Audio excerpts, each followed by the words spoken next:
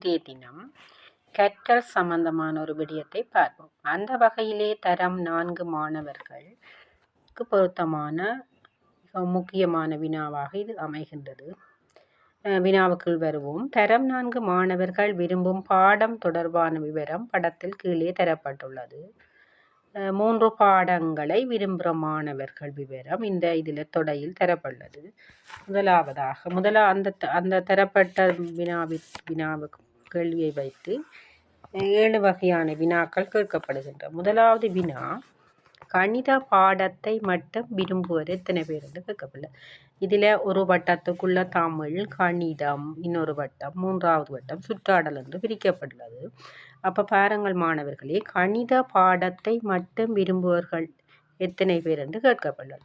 அந்த கணித அந்த வட்டத்தை பாருங்கள். அந்த வட்டத்துக்குள்ள கணிதத்தை மட்டும் விரும்புகிறவர்கள் 2 பேராக இருக்கிறது. ஏனென்றால் ஏனியவர்கள் அதுக்குள்ள அடங்க மற்ற பாடங்களையும் விரும்புகிறார். அப்போ இந்த வினாவுக்கான சரியான விடை 2 பேர் தான் கணிதத்தை மட்டும் விரும்புகிறார்.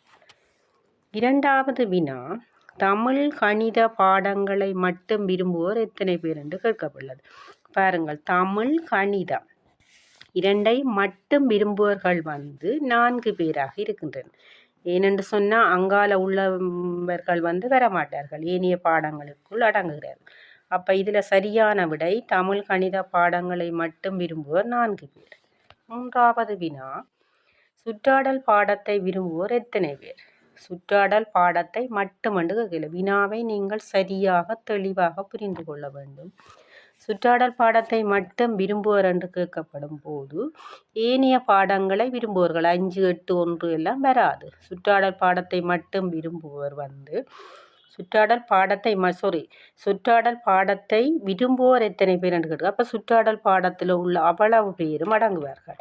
5, 8, 13, 16, 17 பேர் இந்த வினாவுக்கான சரியான விடையாக இருக்கும். விளங்கி இருக்கும் என்று நினைக்கின்றேன் மாணவர்களே. அடுத்த வினா, 3 பாடத்தையும் விரும்பாத மாணவர்கள். இந்த 3 வட்டத்துக்குள்ளேயும் அடங்காதவர்கள் இந்த 3 பாடத்தையும் விரும்பாத மாணவர்களாக கணிக்கப்படும். அந்த வகையிலே நீங்கள் பாருங்கள், இந்த வட்டத்துக்குள் அடங்காமல் வெளியில் ஒரு 9 பேர் என்று காட்டப்படும்.